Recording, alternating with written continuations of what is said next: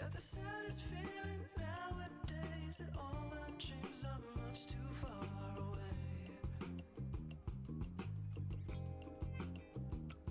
Sometimes the nights got me aching, working hours in the cold.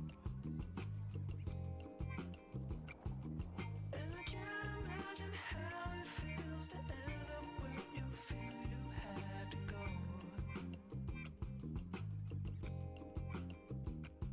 I've been lost, starving, praying nothing else will go wrong. I guess we're all dying, waiting for the world to lose control.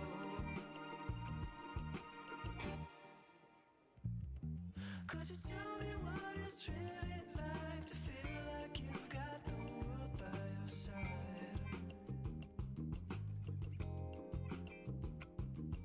'Cause trust me, babe, I've done my good, give all I had and a little more than I should.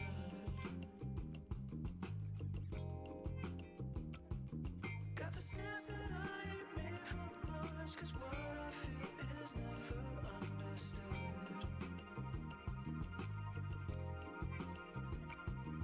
But I guess I'll take another day just to get another chance to get I would.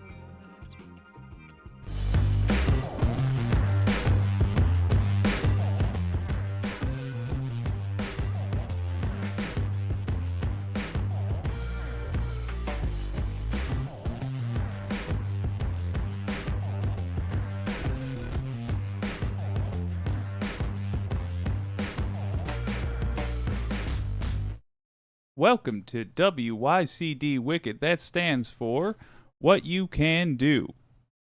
Hey, all right, there we go. Well, I'm delighted to have you back on a 2 for Tuesday. And boy, the second stream of the night's usually, it's our equivalent of the Majority Report fun half. And to that note, or rather on that note, to that end, there we go. They were making fun of Tim Pool in a way that I just can't help but join in on, because Tim Pool, much like everybody else on the right, and I know he claims to be a lefty, he isn't. There is no left policy that I'm aware of that he pushes for. Tim Pool is a big damn nerd, and not in the fun way, not in the admirable way. He's a wannabe cool guy, and that I just can't stand. So they made fun of him, rightly so. He's a bad person, for the record. A lot of mass shooters have cited him as their reasoning for their murders. So it's in the world's best interest that we make fun of this tremendous dork. And why am I stressing these things about him? That he's a nerdy little nothing, because he's very sensitive about it, and we should make him feel bad at every given opportunity.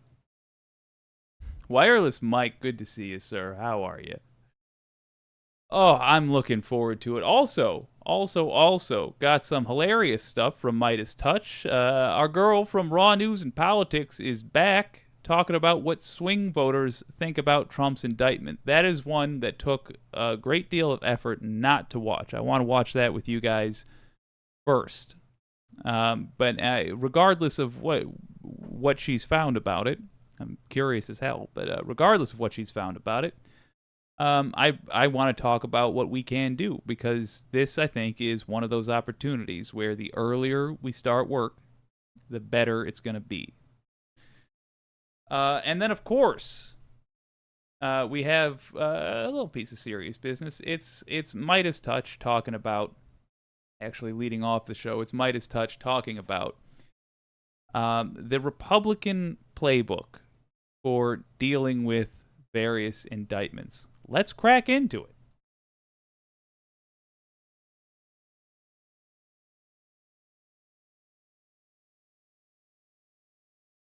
So, Hunter Biden, he's ran afoul of the law, but he's handled it like a Democrat handles it, which is to say, he's owning up. He's admitting to the things he did wrong, and he is obeying the law. Crazy, right? This after the GOP was trying so hard to make it seem like Democrats are just as corrupt as they are, and that the problem is a corrupt justice system. Now, the irony is, of course, that is the problem. As they do with all things, they take a true thing and then they lie about it. As in, if they stabbed somebody, they would then shout, "This person's been stabbed." It was probably some black guy. The standard Republican way of doing things. They take a true thing, the person got stabbed, and then they tell a lie about it, usually in a way that that hurts somebody else. So when Hunter Biden had made a plea deal, that put him in a bit of a pickle. How are they going to talk about this now? He's getting consequences for his actions. Oh boy. Well, Midas Touch did a breakdown that I thought was very enlightening. And we have seen before that the GOP literally sends out talking points to folks and then asks their various representatives, including in the media, to talk about them from that perspective. And they often trick others in the media to go with their framing. In other words, they work very hard to coordinate these things. Well. A pattern has been found. It's worth noting, and we should know how we should address it. And we should also take lessons from this about how going forward, what we can listen for so that we can immediately counteract it. Let's have a look.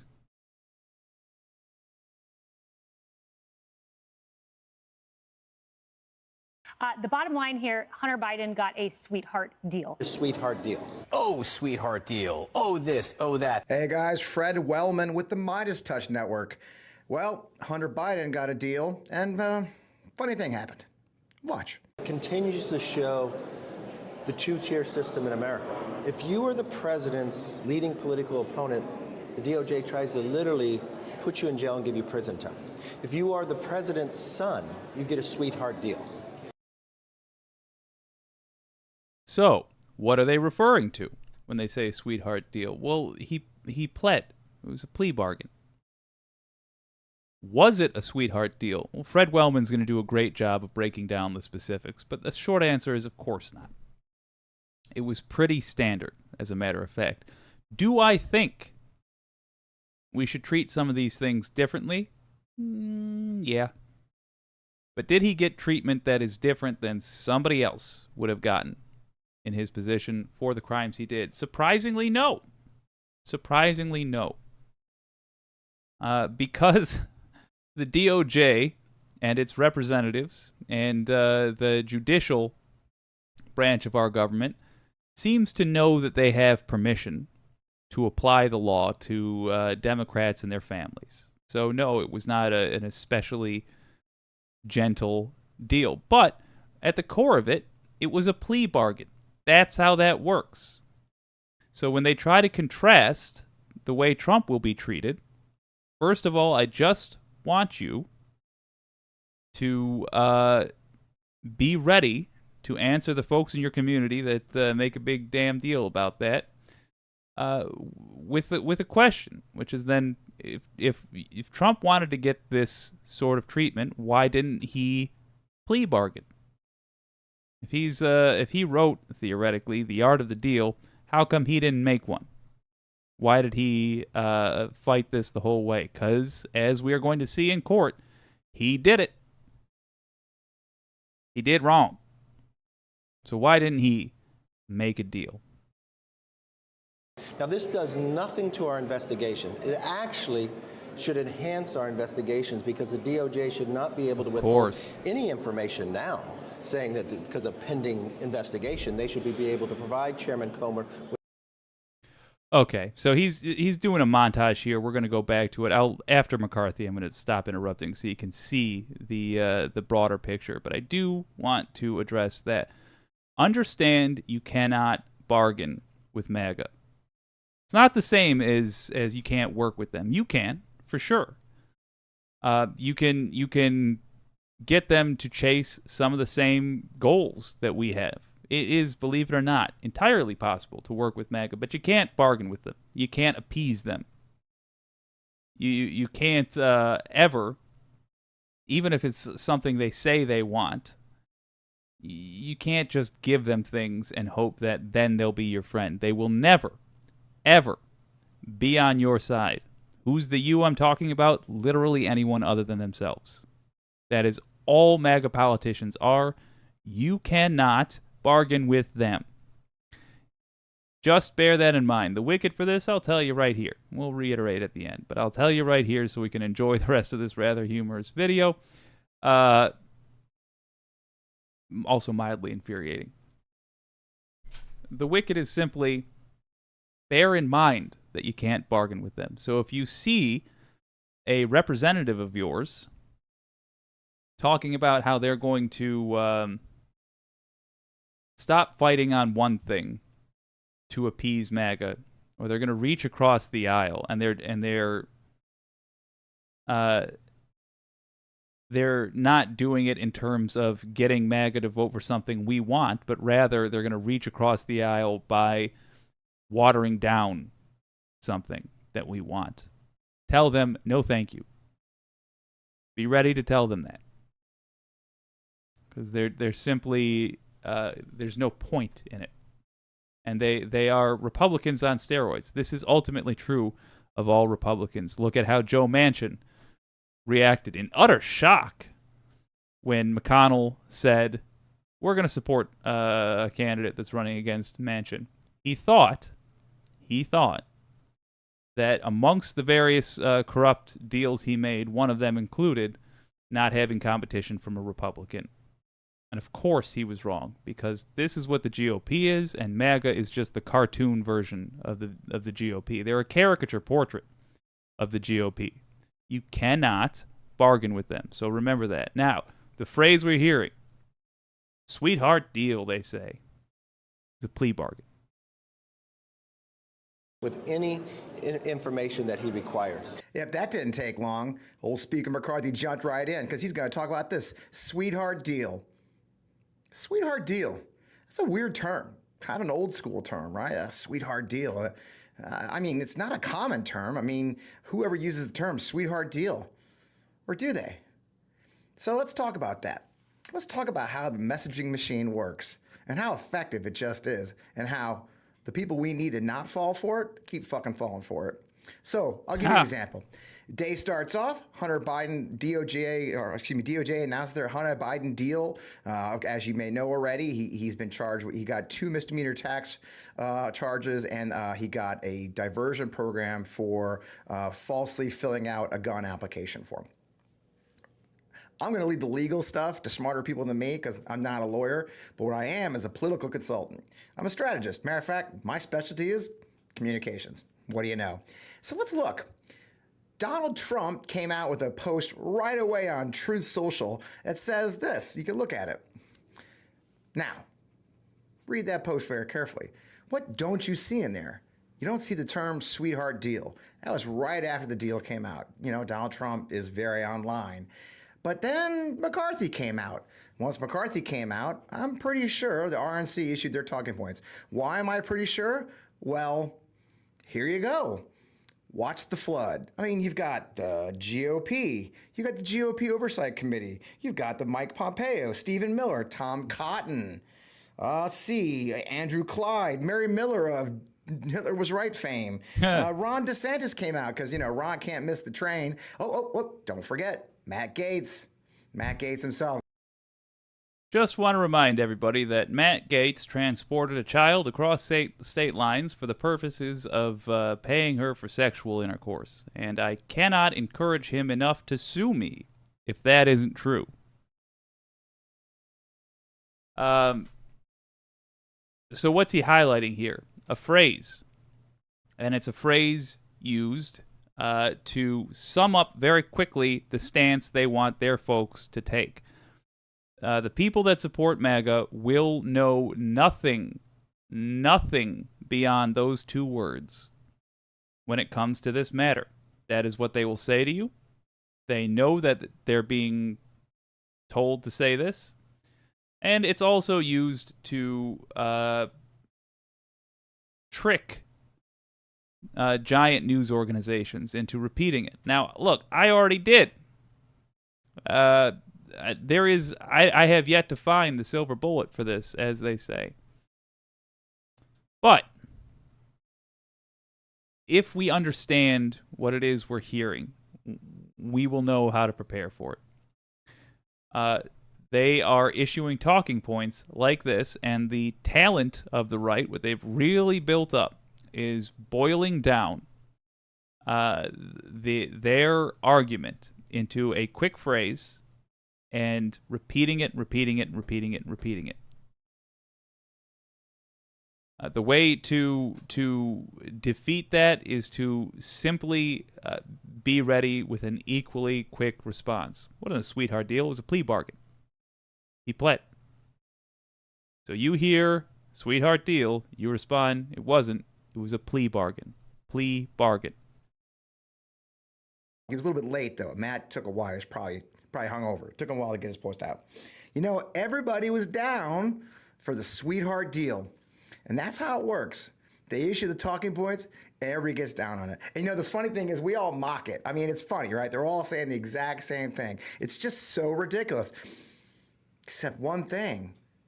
It works for the Republicans. Because right away, well, let's start with the New York Times. Michael Schmidt from the New York Times. What's it saying, that little screenshot right there? Sweetheart deal. Hey, MSNBC had their pundits discuss it. Let's check out what MSNBC had to say. Watch the framing. That this is not some sweetheart deal, but this is pretty standard. My own experience is that first-time tax offenses like this are generally treated pretty leniently, as well as the felony count, which is the pretrial diversion. There's substantial issues that statute may be unconstitutional. So I think that all in all, this seems like a very fair resolution. Sweetheart deal, baby. And you know what? Let's go to CNN. We get not one, but two sweetheart deals. Minute and a half discussion of this sweetheart deal. Obviously, you're already hearing a lot of shouting, oh, sweetheart deal, oh, this, oh, that. None of us really knows the details of the possible charges here and exactly what was agreed to as part of this plea, Jennifer. But how does one assess whether this is the type of deal that a normal person, not a president's child, would get in this circumstance? Real quick. Just want to point out one thing. So yes, we get it. They come up with a phrase. They get people to repeat it. They make that what the discussion's about. Is the answer to never repeat the phrases they use? No, because what were those folks on MSNBC doing? What are they doing on CNN? They're addressing the talking point. Equally, we cannot concern ourselves with constantly adapting to what MAGA's doing. That ultimately is what they rely on. And they it's so easy for them to just cast thing after thing out there and get us all, and by us, I mean literally everyone who's not them, including major network media, including regular folks. They get everybody to talk about what they want to talk about by doing this stuff. So no, we also can't just not say it. We have to simply develop our own version, first of all, so that this tactic is not unique to them, and also constantly point to consequences. So you hear somebody talking about this. Look what he actually did. 2 federal tax misdemeanors. Misdemeanors. And a gun charge. He was on drugs. You're not supposed to have a gun when you're on drugs. Yeah, he's a drug addict. There's nothing new about that. Recovering, I understand. Good for him. The conversation when they say, oh, but he got a sweetheart deal. If you find yourself debating this, simply ask for what he did, what would you have preferred? What did he get? Well, he got probation for a tax misdemeanor, and he's got to pay those taxes. Okay. That's the end of it. I mean, what would you have preferred? Prison for 20 years. For a misdemeanor? That seems harsh to me. And it's definitely harsh in the eyes of the court, because I don't know of anybody that got prison time, much less significant jail time, over a misdemeanor. Certainly not for a first offense. Just don't overreact. And you simply turn it on them. The burden needs to stop being on us. Let's talk about this on the other side.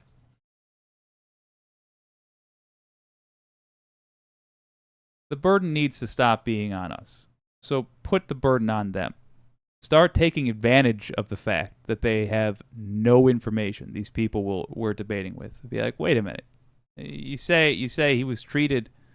My understanding is you're saying he was treated better than others, whatever. What did he do exactly? And you'll know the answer. You just saw it there. 2 tax misdemeanors and a gun charge. He bought a gun when he wasn't supposed to be able to buy a gun. The gun got thrown out, and he got probation, and he's got to pay those taxes. Okay. So you ask what he did. They won't know. You can supply that information if you want, but you don't have to. You can stop right there. Wait a minute. You don't know what he did? Why do you think he got a special treatment? Why did he get... You don't even know what the charges are. If you didn't look those up, why are you here all offended over how he was treated about him? Maybe they do know what the charges are. Okay. What should his punishment have been?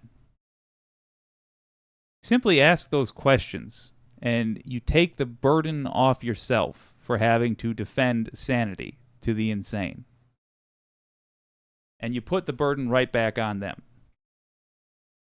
And I think you're going to find that the more you get used to doing that, just calmly listening to the nonsense, ask a couple of questions, real simple things. What are they saying? They're saying he got unfair treatment. Okay. What about his treatment was unfair? What did he do? What was the punishment? Get used to doing that. In addition, remember this. No, he could have gotten 15 years prison time, and they would have said, oh, he should have gotten the death sentence. That's who these people are. So be crystal clear that you cannot bargain with these people. And if you're talking with them, that's the way to talk to them. Put the burden on them. They show up having never done their homework, so insist upon handing in the homework before we talk about the assignment. However, do remember, in the long term, MAGA, frankly, GOP as well, you cannot bargain with them. So if you have a representative who represents you, talking like they're going to make some sweetheart deal with MAGA. Tell them don't.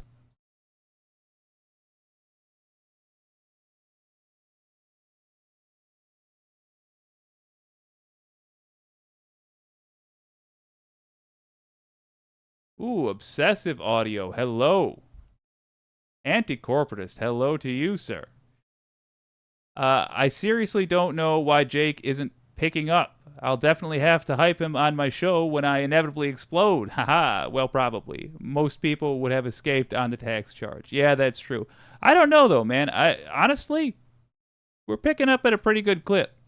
We had a big burst right around January? February, somewhere in there. We got a bunch of folks, and since then we've been picking up at a much more certainly predictable pace, but so far so good. I'll tell you this: if I do shorter clips, it's gonna be better for growing the audience, and there's probably something to be considered there. I might do additional stuff that's designed to be short and shareable and yada yada yada, but honestly, now that we have a crowd of folks that enjoy the show and show up with regularity, I want to really work on getting the show, I don't know, getting the flavor right, and so that when we do really make some big blatant efforts to, like, I drop advertising and yada yada yada, I have a little tiny nest egg set aside for that. When that happens, it's with a product that I'm more eager, not more eager for folks to see, but it's a little less rough around the edges, and I like taking my time with that. But there was no point in even polishing until we had a crowd to work with, because this show is about you guys. You guys are the Blondie, and we know who the Lee Van Cleef is, and your old pal Jake's proud to be your Tuco. Hello, Obsessive Audio. Lots of new people in chat. Yes, indeed. Yes, indeed. Been seeing new faces here. I'll tell you, I've been enjoying that quite a bit. Oh God, I will say this. As a fellow fail son, I have a certain sympathy for Hunter Biden.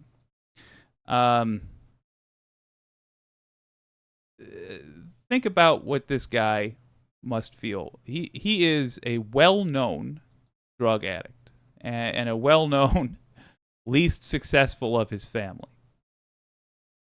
I am that amongst my own siblings, and I say that with a great deal of pride. Why pride? Because my siblings, Jesus Christ, they are super successful, just wildly successful, always been so, any endeavor they tried. I think your old pal Jake has a slightly more zen attitude about that. To me, that takes pressure off. I got a sister who's a known ballerina, on top of starting a medical aid company that provides services to third world countries. I'm like, great. The old Dragella's name is out there doing that stuff. I don't have to do it. I would prefer not to go to ballet class at 5 a.m. So, but it does give me a certain sympathy. I see Hunter Biden and I think, well, what if the successful siblings died in car crashes? Here's a similar question. Why do people take drugs? Why do people become drunks for a time in their lives? Why do people do that? It's escapism. It's because reality is too painful. And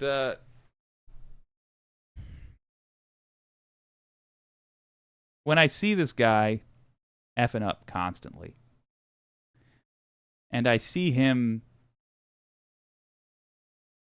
then be a burden, a political burden to his father, I know, I can tell you with experience, that's his worst nightmare.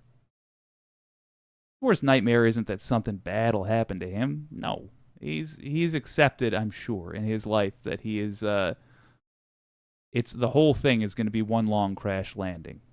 But his worst nightmare is that he be a burden to the people he cares about. And that's the kind of thing that makes somebody relapse, because reality becomes unbearable. So Hunter Biden, if you happen to be listening to this stream, or if you happen to have the ear of Hunter Biden, just pass this along. What he has just done is make the entire Republican Party scramble to try to come up with a way to make it seem like the Justice Department ain't just. Even though they just indicted the president's son with crimes. And they went kind of hard on him. That's the reality. I mean, they were talking about the truth. So wouldn't you just know it? After a lifetime of effing up business things and getting high on whatever, wouldn't you just know it? During a time when our country needed to see that Democrats are willing to obey the law, it was his effing up of business matters and his taking of drugs and being irresponsible with firearms that all of that might have just saved us. Hunter Biden, I don't think you should keep doing these things. I'm glad that you seem to have gotten clean later on in life. Good for you. But the good news is, you might have just saved America with a bit of scumbaggery. So kudos. If there's a grand plan, you are proof of it. Good work. I appreciate you facing the music like a man, by the way. That was good of you. Well, we got an internet person on here who I'm a big fan of, and I want to see what she had to say. Raw News and Politics, if you're not familiar, basically she takes, she aggregates press releases and follows the nitty-gritty details of a lot of the goings-on regarding crime as it pertains to politics. So it's fitting for tonight that we look at the piece she recently did, I think it was a day ago, on how the swing voters are reacting to Trump's criminal indictments. Let's have a look.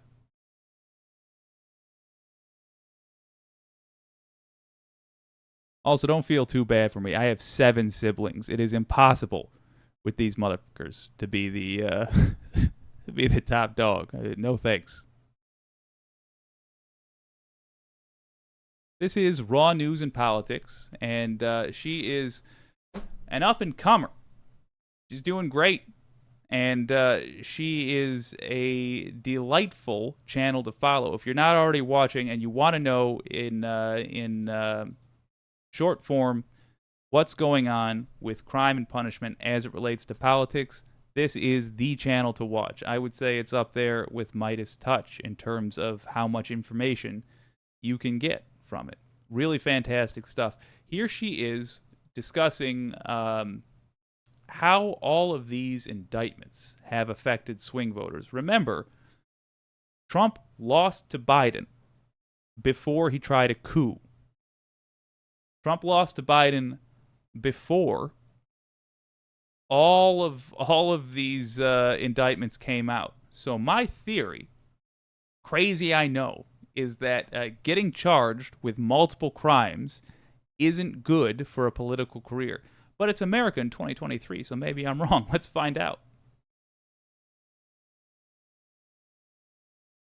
To the show. So I wanted to share with you guys some new information from these swing voters that are being surveyed by the group called Engageus. I've talked about this before. These are swing voters who went from Obama to Trump to Biden. So they just can't seem to find what they're looking for, apparently. They can't get no satisfaction. So all of these participants were asked about the recent indictments. This is why I found this one most interesting. So this was post-indictment by Jack Smith. Real quick, it is not hard to explain that. I know that seems like schizophrenic voting, and I know it might seem like, oh, it's impossible that anybody would be this. Pretty easy to understand why somebody would go from Obama to Trump to Biden, especially if they are a swing voter. They are, first and foremost, most likely somebody who does not follow politics very closely, which is the vast majority of Americans before 2015 and a good chunk of us now. What did Obama promise? Change. Did he deliver change? Come on, not really. It was a vague promise. Change what? How was he going to change? Yada, yada, yada, yada. He took a genuine swing at it. I'll give him that. He made the key mistake, though, of bargaining with Republicans. They are not honest actors. What was Obama's attempt at genuine change? He tried health care for all, but it wound up being the, what was it branded? Obamacare? The Affordable Care Act.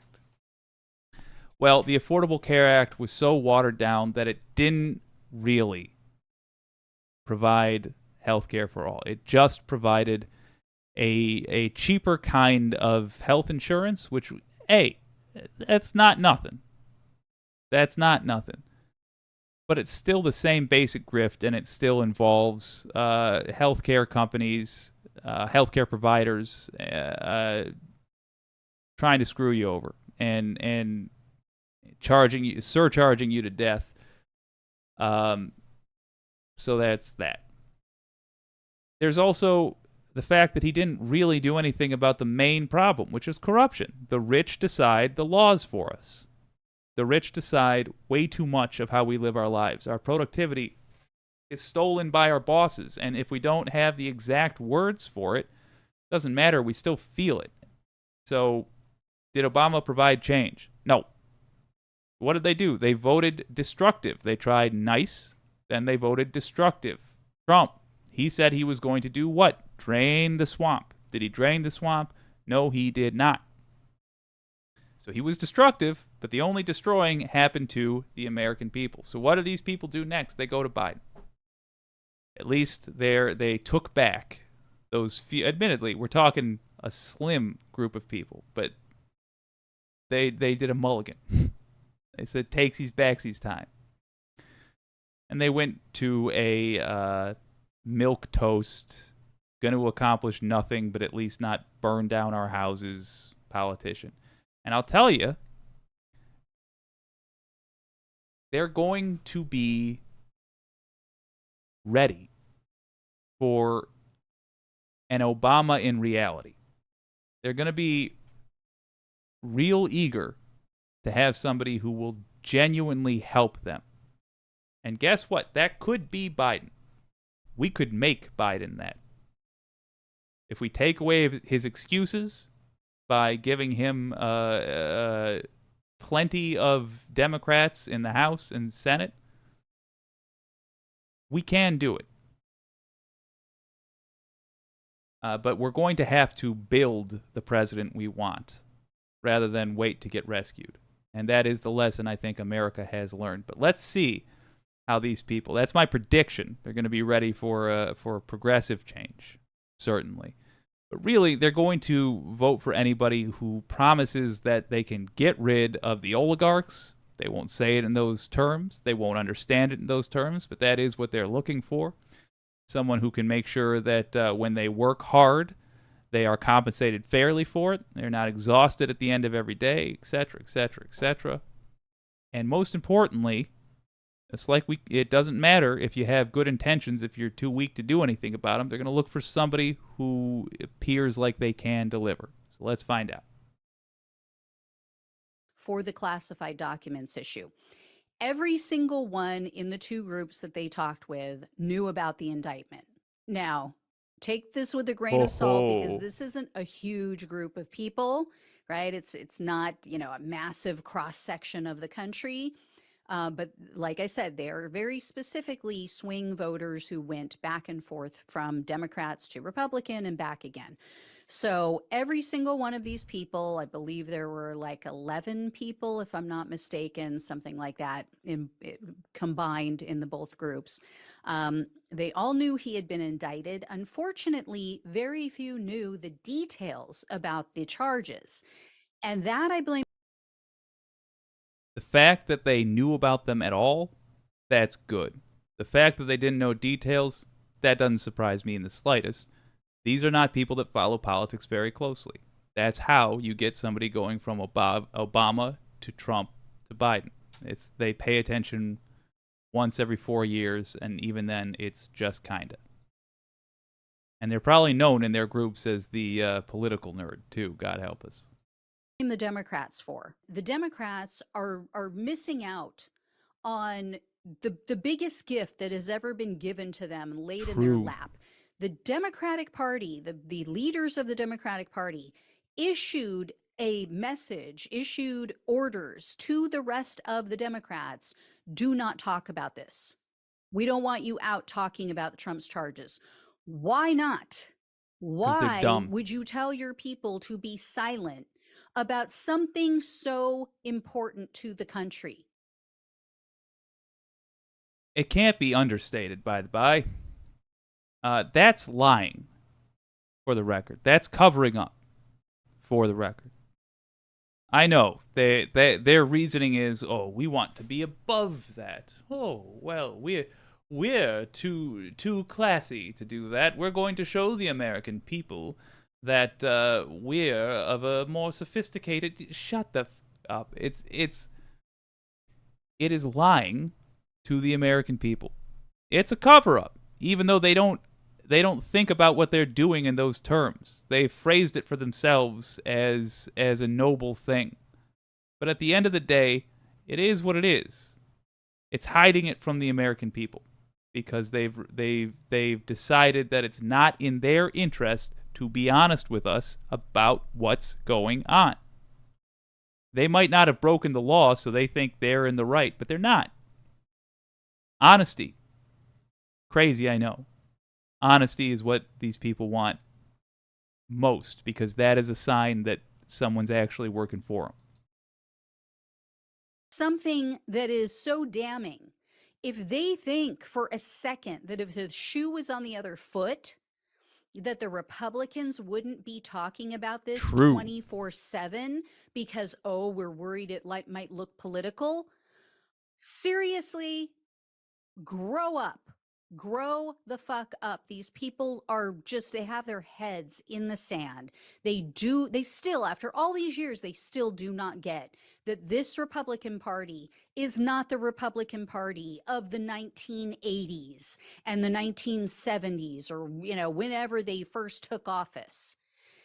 So far removed from that. So they need to be out messaging. Is one of my biggest gripes with the Democratic Party, is how horrific they are. I actually think she's wrong here. Close, but not quite. What they don't get is this is the Republican Party from that era. Now, I'll grant Newt Gingrich cranked it up a notch, for sure. But Richard Nixon sabotaged Vietnam peace talks. He did that. He got Americans killed to make it more likely that he would win the presidency, and it worked. And what do we do about it? We as in the law-abiding citizens. Nothing. It's the same party.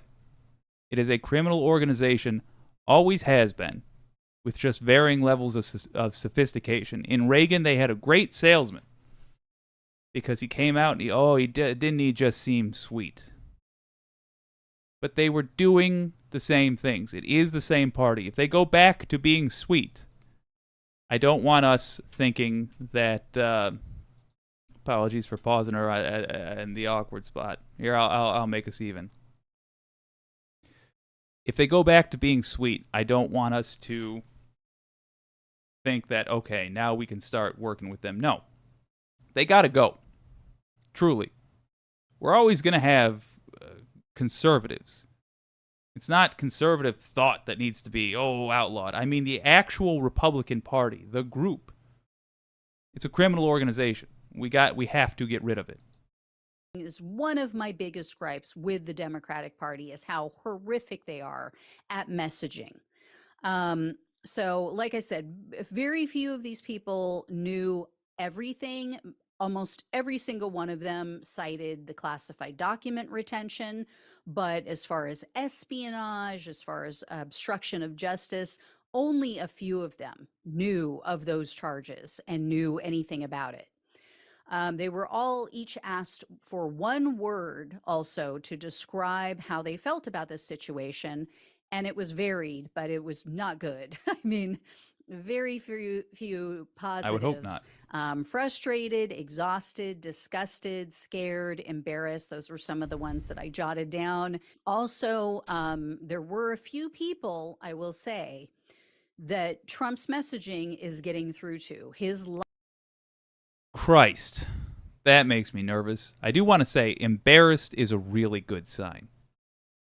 That's the way, if we're going to have a voting populace that actually takes control of our government again, that's the kind of thing I'd want to hear. We should be embarrassed by this.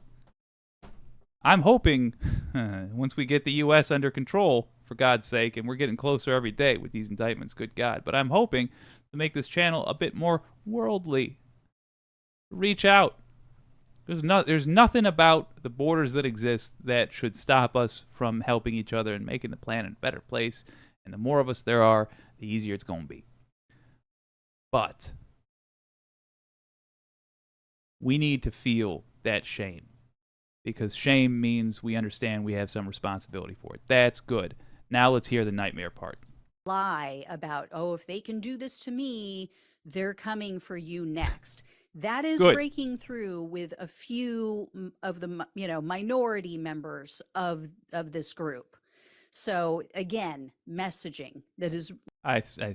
I think she meant the minority of the group. That's what it was. Okay.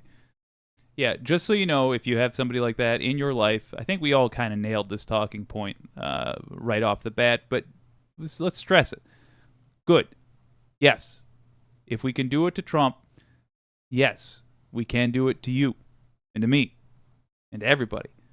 And the fact is, we already were doing it to those folks, except for Trump. The only thing that's changed is, or rather the thing that's being done is enforcing the law. So yes, that is a good thing, and the truth of it is, he's already been doing it to us. The law has.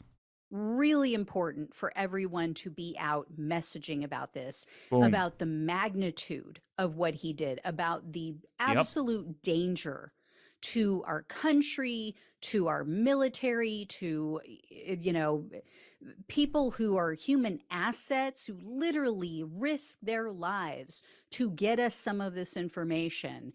And he just threw it around, just tossed it around at his country club in areas that are not guarded. So then they went on and they asked them, do you think that this was legitimate, that there is reason for Trump to be arrested and indicted? All but one of both of these groups said yes. They believe that Trump did something wrong. They believe that he deserves to be indicted. Now, here's the catch. They also asked them, do you think that this is politically motivated? At the same time that the majority of these people, the vast majority, said, yes, well, I believe he did something wrong, they also, the majority said, yeah, it could be political. It could. Good God. Good God. Yeah, Here's the real reason we need our representatives talking about this. When representatives talk about it, they send out, in their districts, press releases to local news organizations. And those local news organizations pretty much just parrot what the press release has written, and they say, blank says. Might seem like it's lazy news. It is, but I'm fine with it. You don't have to break your back to do every news story. I think it's important to report on, believe it or not, the car accidents that happen near you. Because why? Because otherwise people rubberneck too much. Truly. Look it up. If they feel like they're not going to know what happened, more likely to cause more car accidents. Also, people have a right to know if there's a growing problem in the community. If a certain area of the roads is too dangerous, et cetera, et cetera. Similarly, I also should say car crashes, not accidents, so I'm out of practice. Similarly, there's nothing wrong with saying blank says and then showing what they said in their press release. Right now, the only version of that they're getting is from MAGA Insanity. Because they're not worried about talking about this. They're not worried about poking their snoots into this. So this whole argument is being ceded to the far right, and it's literally dangerous for democracy. So I'm going to add a link to this video to contact your representatives. Contact your representatives and say, I don't care what Joe Biden told you. I want you talking about this, and I want you telling the truth. Because people that don't follow this closely don't know what's going on, and they need to know the truth. I don't only want to hear what MAGA has to say about this. You have an obligation to speak up. And by the way, I don't blame those people for thinking it's political. And you know what? It kind of is political. It kind of is. Just not in the way people think. Politics are why we are finally dealing with this. Because we had a breakdown in our political system. We used to give our leaders a free pass on crime, and it got so bad we had a coup. So yes, politics are involved with this. It's not actually wrong, in my opinion. That's not a misunderstanding. It's just, of course, not what people are thinking. What people are thinking when they say politics is involved, it's the way Republicans want you to think. Like, oh, they just hate Trump so much. But what else did they say? They said that they believe Trump committed a crime. By the way, if you have a slightly right-leaning person, if you have somebody who's, if you come across that unicorn of somebody who believes everything that this person has said is the average belief of all these swing voters, tell them, good. You know what? Maybe it is political, but it sets a precedent. And if Joe Biden commits a crime, just like Hunter Biden, I want him to face the music for it. And if Donald Trump committed a crime, great. He's got to face the music for it. Would be politically motivated. They say both things are true. You know, yes, there's a political element to it, which is not good. That is not a good thing. And it was pretty much split on the question of, do you believe that the DOJ is acting impartially? So about 50% said, yes, I think that they act impartially. The other 50% said, no, I think that they are highly partisan and they do things for political reasons. That is not good. That tells us, you know, like 50% of our country potentially has lost all faith in government institutions, lost all faith in law enforcement. Actually, I think that is good. Because what did we see in the previous stream talking about Merrick Garland? They very much do things for political reasons. They failed to go after Trump for political reasons. What were we talking about in this previous stream? Or in this previous segment, I should say. the politicians are refusing to talk about this, also for political reasons. Now, I realize politicians are allowed to do things for political reasons, but the thing they're doing is not commenting on something that would normally be commented on. And the DOJ truly, really, honestly does act for political reasons hell of a lot of the time. So having a bunch of Americans be skeptical of them is good. Having a bunch of Americans being critical of them is great. Having them not trust the DOJ is fantastic. So long as we have that one key part, which it seems that we do, which is they actually believe Trump did a crime. So honestly, if I'm doing a checklist of the things that I most would want to hear, it would pretty much be this.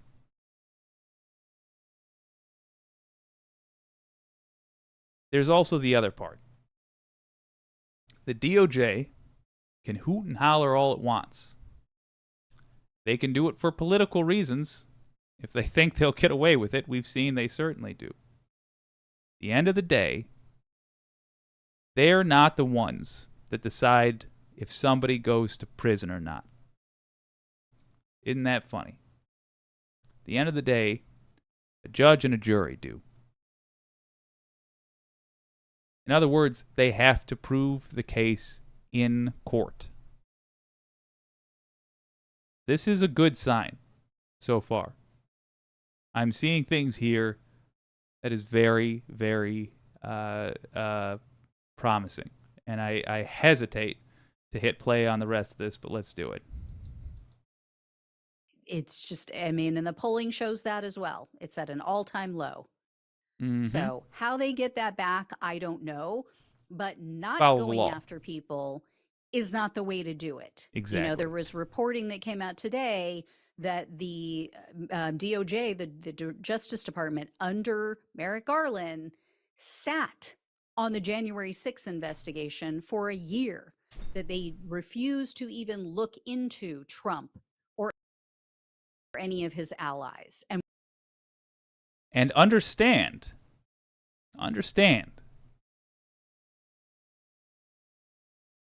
if they fail to go after Trump, that's not going to make it better. If they suddenly say, yeah, we're not going to go after January 6th, that's not going to make people suddenly have faith in them. It's going to do the opposite. Because it is so blatantly obvious what that man has done, that it will be obvious that they are only thinking of politics, and faith in the Department of Justice will be utterly lost. And rightly so. We really should not have faith in them. We should not even trust but verify. We should be nitpicking every little thing they do until they straighten up and fly right. And I, by the way, want to see, for the first time in history, the FBI led by a genuine lefty. Side note, if you have any lefties in your life that don't know what they want to do with it, encourage them to get into law enforcement. I realize that the left is where you hear the most complaining about cops of all varieties. Unless you've got a plan for a civilization that does not require cops, I'll tell you, I'd feel a hell of a lot more confident with a tree hugger in a badge than I would with a Klansman in a badge. Give it some thought. What they did in the lead up to January 6th. That is political. If you would look into it, if it was anyone else, but you decide not to because it was Trump, because it was Republicans, because it was the other political party, or it was a previous president, that is by definition a political decision. Nailed it. So if we want to stop being political, we have to go after everyone, no matter what political party they're with, no matter if they are a politician or not. Everyone needs to be treated the same. Otherwise, it is a political decision, whether you're going after them or you're choosing not to. Anyway, guys, so back to these groups, this Engages thing. They were shown statements by Trump's challengers, and they were asked how you feel about them. Are they appropriate or are they inappropriate? About 60% of the participants in these focus groups said the majority of the statements by Trump's challengers are inappropriate. So the majority felt that the Pence and Christie statements, so Mike Pence and Chris Christie, the majority felt that their statements were most appropriate over everyone else. And if you haven't heard them, I'm not going to read them to you, but I'll just kind of summarize. Mike Pence, was mamby-pamby, middle of the road, typical Mike Pence, but he ended his statement with no man is above the law. So, his typical, oh, this is horrible. This is awful for the country. I really hope that the DOJ would not do this, not go to this place, but no man is above the law. Make up your mind. Either you want the Justice Department to be impartial and no man really is above the law, so therefore they should take action, or you don't. So most people in these groups thought, yeah, that was an okay statement. That was legitimate. Keep doing her dirty with that pause. There we go. Obsessive audio. Brother, I feel you.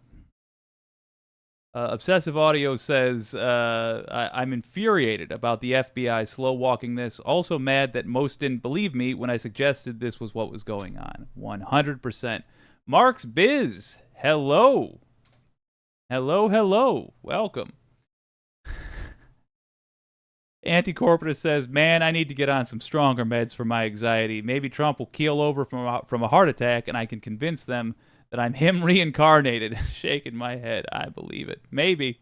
They believed that, what was it? Was it Bobby Kennedy or JFK that they believed was reincarnated? You can sell them on a lot. The full clip, folks, is in the description.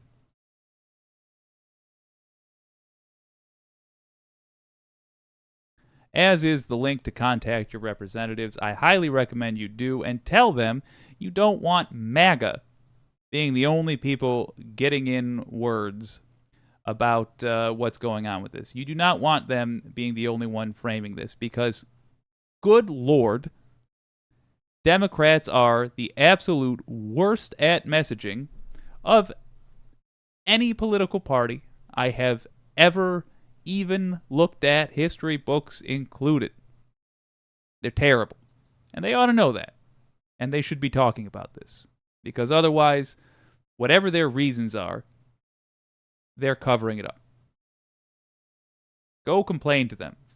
I want to read some comments. You guys are cracking me up. I want to see them.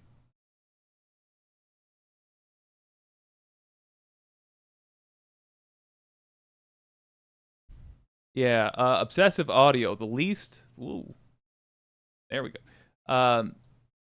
The least political avenue would have been to investigate immediately starting January 7th, 2021. Yes. John Bailey. Pence is so weak. He really is, and he fundamentally does not understand MAGA.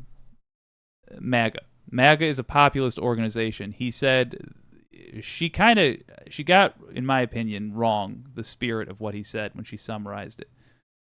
She said that no one was above the law, but he also made it clear that he would consider a pardon for Trump, and he said he would not consider a pardon for the J6ers. So he really, if they are populist, which I think clearly they are, that is the exact opposite message. So the one good news is that he will never be president.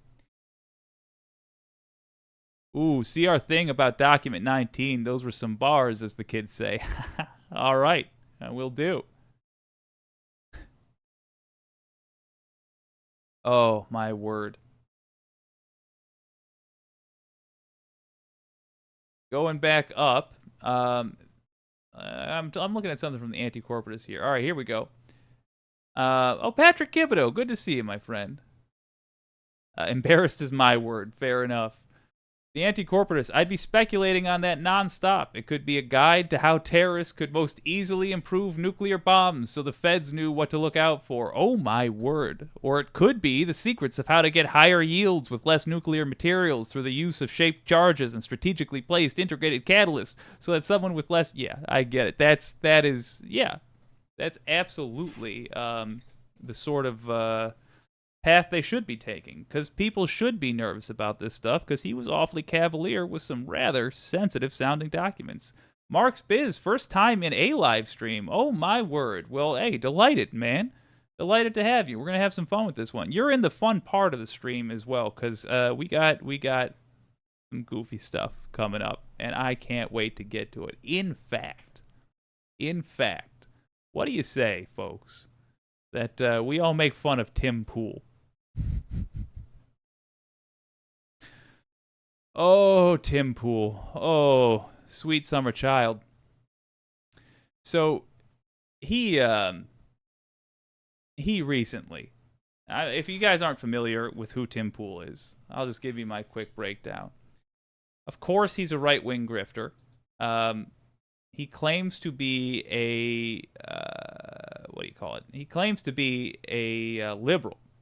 Obviously, he's not, but that's his shtick. And he says that he's just a sane liberal.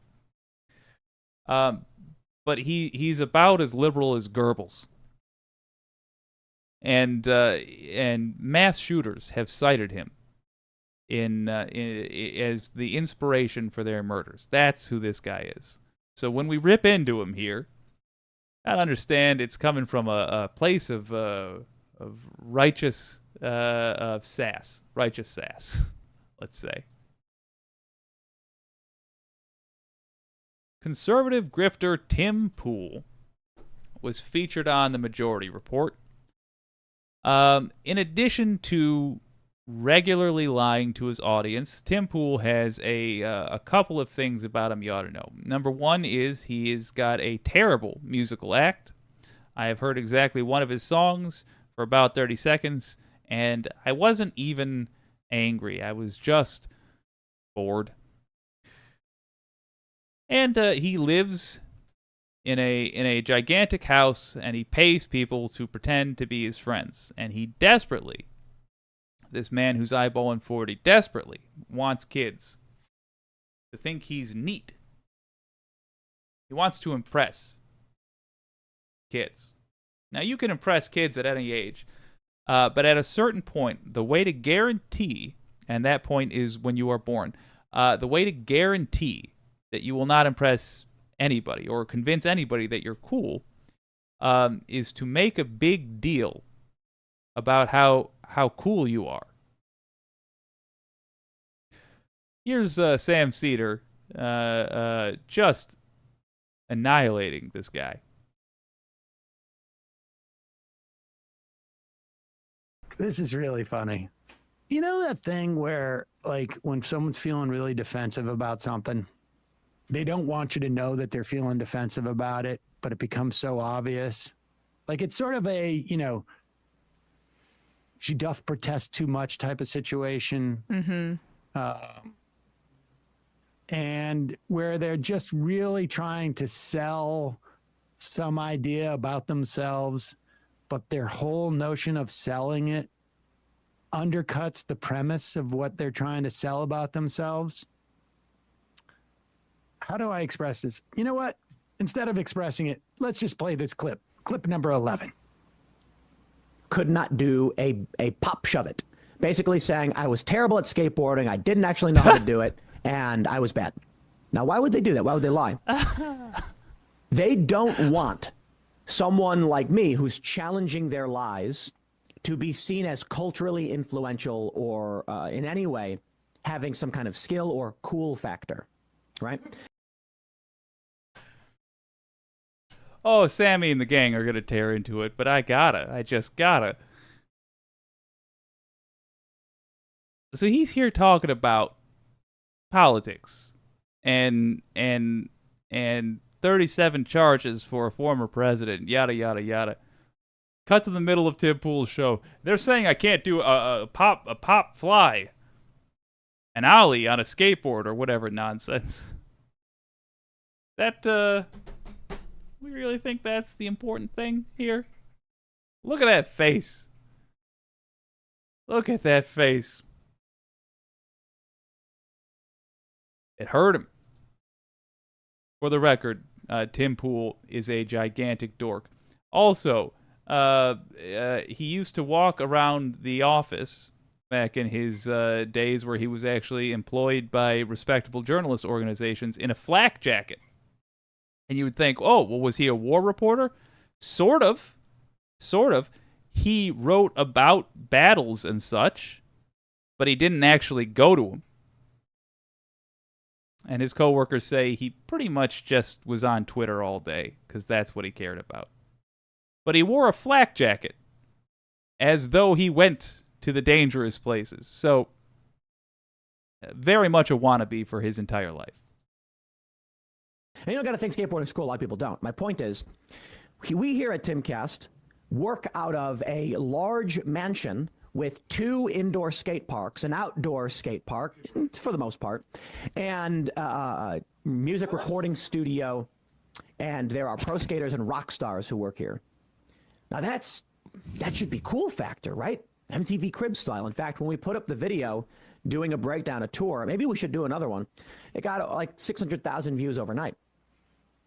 This is something that would inspire people. A regular person who says, how can I be successful? How can I live the dream? So they have to lie about it and say things. Timmy, you can have only a measly $2 to your name and be incredibly cool. Because you can't buy it. You just gotta be it. And I'll tell you, if you ain't it, the mansion won't make up for it. Oh. Things like it's a cult or a compound. A waste. They have to make sure they control the narrative so that you don't see a path forward, a successful path Get him, in the Sam. world that we are building. To come hang out at my compound. With the skate parks, which are cool. Yeah, they're definitely cool. They're super cool. Two skate parks indoors. Yeah, it's like this is what a 13-year-old kid's idea of like a cool house is. I mean, I thought about that kind of stuff. I was like, wouldn't it be so cool if I had an indoor pool and like a water slide that went into it so I could go in the winter, and then like also an outdoor pool in my house, and then maybe I could skateboard with my Razor scooter all around and then record music. That would be awesome. That's what the house is. It screams out to me. The idea that I am cool because of my house is almost all you need to know about the way that Tim's brain works. That is his cool factor. And apparently and I don't know who he's talking about that says he can't do skateboard tricks as a way of sort of undermining his influence with his audience. But I think if you've got to brag about how cool your house is, maybe it's not that cool. Maybe MTV Cribs also hasn't been cool in literally a couple of decades. I don't think that show is even on anymore. No. I think it was like rebooted, a couple of years ago, maybe, but it's a show from like 25 years ago. It was hosted by Exhibit. Do you know who Exhibit is, Sam? No, I don't. I'm not cool. So I don't know. But I'm also curious as to... Point of contention. Sam Cedar is cooler than the other side of the pillow. But yes, Tim Pool, no one gives a damn about MTV Cribs. If y'all get it, this guy's a dork. Let's let Sam get one more dig in. Like, what he means by being an influencer. Because I feel like there's some times where he's had to say, just because someone watches me doesn't mean that I influence them. It's interesting. It's quite he's a trying to be dilemma. aspirational for his audience. They too can have multiple skate parks and a rock and roll hangout. Isn't there? Yeah, that's my inspiration there. I mean, it's sort of like who was that guy? The Homes of the Rich and Famous show that Robin Leach. Robin Leach, indeed. But related note, we got to go back to making the rich and maybe not the famous. You can get famous for all sorts of things, but certainly we got to go back to making the rich the villains, because they are. Just a thought. Let's talk about this on the other side.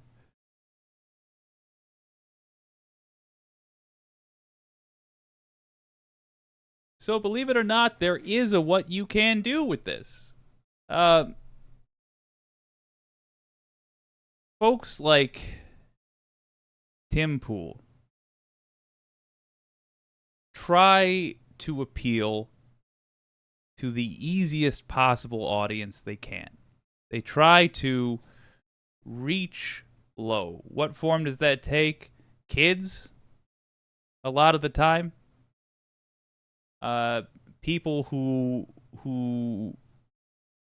only watch them. People who don't have a very diverse news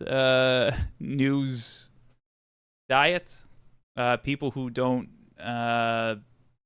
really cotton well to studies. The Andrew Tates of the world, they do the same thing. The Joe Rogans, they do the same thing. They go for an audience which is either not old enough, literally just not old enough to understand the details of these things, or has demonstrated an aversion to looking things up. It is one of the reasons why I greatly enjoy when this audience corrects me, which happens from time to time. And it's one of, I think, the wonderful things about the left. Why don't we become like MAGA? Because we are constantly trying to eat each other, and that is our strength. We keep each other strong like that. But it makes it real hard to appeal to a 13, 14-year-old, because we're not going to be able to boil things down. As I say this, I don't know why this would be.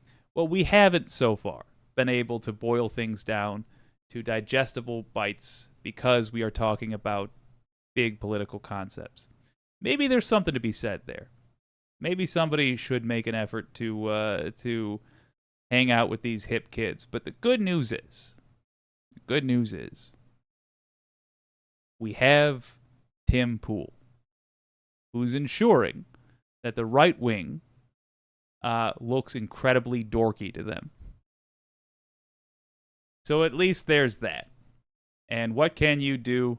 Well, gosh, anytime somebody brings up Tim Pool, make fun of that big damn nerd. Anybody who's a fan of his should be embarrassed to admit it. Show him that clip. Why not?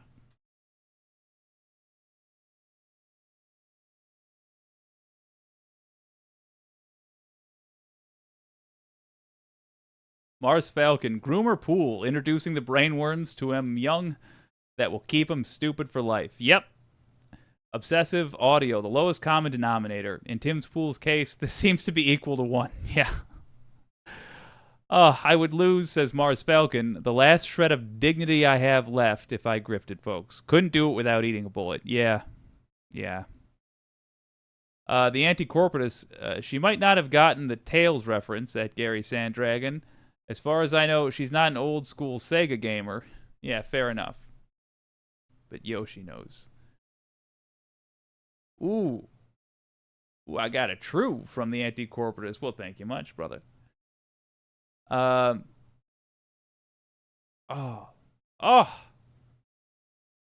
Sandragon. I'm actually a species of dragonfly. Okay, don't eat me. Well, fair enough. I'll try not to. I think the bullfrog's, the guard frog is tucked away. I stuttered on the phone when I was requesting the animal from the security company. And it doesn't do the job. I got flies now. Mars Falcon, wheel out the hookah. Tim needs massive doses of copium. Yes. Yes, indeed. Oh. There is just one more sassy thing I want to show you. And this, folks, this we're going to play in its entirety because it's so damn funny. Let me cue it up here and we'll get into it. Oh, mercy me. I saw this shortly before the stream started. And, it pretty much made my night instantly. And I knew I had to show it to you. It's too beautiful. Too beautiful to keep to myself.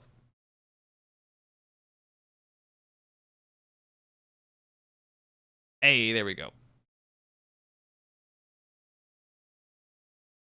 We already talked about the biggest things to come out of the Bret Baier interview with Donald Trump. By the way, I don't think I properly stressed how important that is. That played on Fox. Whoa, that played on Fox. That's huge. That's an audience that needs to know this guy is a criminal. And when it played on Fox, Trump admitted to another crime. Okay, good. But that ain't all. There was also this beautiful moment, which Midas Touch has highlighted in a YouTube short. I'm going to play it for y'all. Check it out now, you funk soul brothers, because it is so damn funny. Here's Trump absolutely short-circuiting when Bret Baier asks him the softest of all questions, the easiest question, the most basic question about a policy he proposed and didn't think about for just 5 minutes. I focused on nonviolent crime. As an example, a woman who you know very well was in jail. She had 24 more years to serve. She served for 22 years. She had 20. Alice Johnson. Alice. She was in the Super Bowl. High quality. Oh, yeah. I said, how many years? And she was on a telephone call, and they were involved in selling marijuana, mostly marijuana. And she got like 50 years in jail. But she'd be killed under your plan. Huh? As a drug dealer. No. Under that? Oh, it would well. Depend on the severity. It would depend on the severity. She's technically a former drug dealer. She had multi-million-dollar cocaine ring. Any drug dealer, look. So even Alice Johnson in that ad. She can't do it, okay? By the way, if that was there, no, she wouldn't be killed. It would start as of now, so you wouldn't go to the past. I know, but your policy. No, starting now, yeah. I focused on nonviolent crime. As an example, a woman who you know.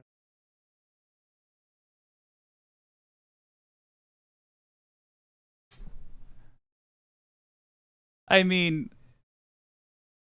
the folks that vote for Trump have been trained not to pay very close attention to policy. And Trump is not the originator of that. They voted for Trump because there has been generations of work put into this. There's a lot to knock him for, and you've heard your old pal Jake do it plenty.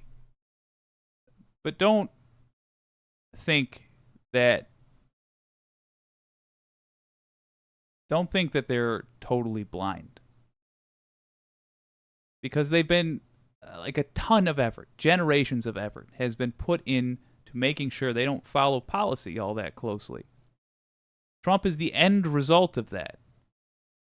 And the problem is, he now does bad policy with an understanding that they have of that bad policy, so that when he is asked even a simple question, that's what happens. He was trying to make people feel sympathetic for this person on a channel that is entirely watched, for the most part, by, I should say entirely in the most part, that's all right, that is almost entirely watched by people that normally vote for him. And he, the guy they listen to all the time, was trying to make them feel sympathetic for this woman. But he was proposing a policy that would have killed her.